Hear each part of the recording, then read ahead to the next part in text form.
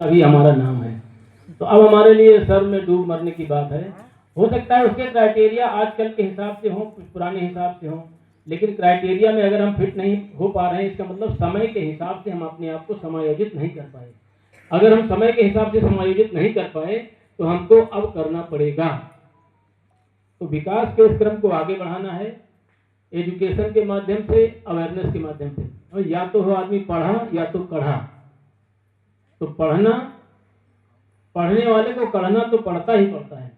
तो इसलिए हमको अपने जीवन में कोई न कोई एक आध दो चार लोग जरूर मार्गदर्शक रखने चाहिए अपने यहाँ। इसीलिए गुरु परंपरा, शिष्य परंपरा की बड़ी ही पुरानी जो है एक रही है वो। तो आप सब लोग यहाँ पर जिसको भी अपना गुरु बनाना चाहें, जिसके लिए आपके मन में श्रद्धा हो, विश्वास हो और साथ में ये हो कि ये अच्छी बात कहेंगे, उनको आप जो है तो आगे धारण करके कोई न कोई एक संकल्प जरूर धारण करें। किसी न किसी एक क्षेत्र में हम एक अच्छा काम करेंगे इस संकल्प के साथ में कि अब हम लोगों का जो ये प्रयास था, जो बीज है, अब वो वृक्ष की रूप में पुष्पित और पल्लवित होने जा रहा है।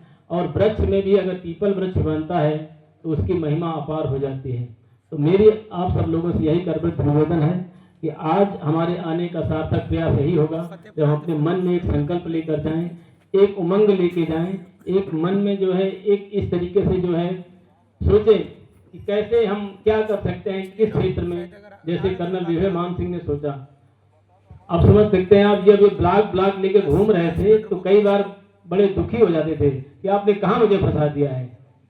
तो अब कितना टीडियस काम होता है कि आदमी अपना काम छोड़ के, नौकरी छोड़ के बीच में समय लेके और जाए और सामने वाले लोगों की बात सुनाए और फिर भी न सुनने के लिए कोई तैयार हो या न सुनना चाहे। कोई नशे में लगा है, कोई आपस के झगड़े में लगा है, कोई छोटी सी प्रॉपर्टी के लालच में लगा है, कोई इस चक्कर में लगा है कि कहीं जो है तो ईर्ष्या बस एक दूसरे से काट छांट में लगा हुआ है। तो फतेहपुर की ये मूल टेंडेंसी को हमको खत्म करना है।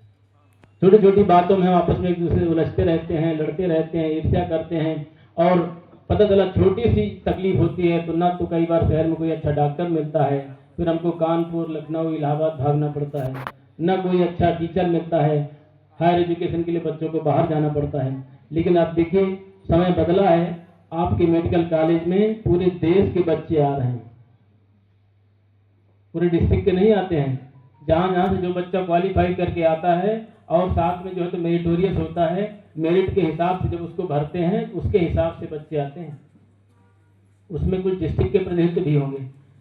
तो आज हर एक बच्चे में, हर एक बैच में 100 बच्चे हैं, तो लगभग 400 बच्चे ऐसे हैं जो आपके मेडिकल कॉलेज में पढ़ाई कर रहे हैं।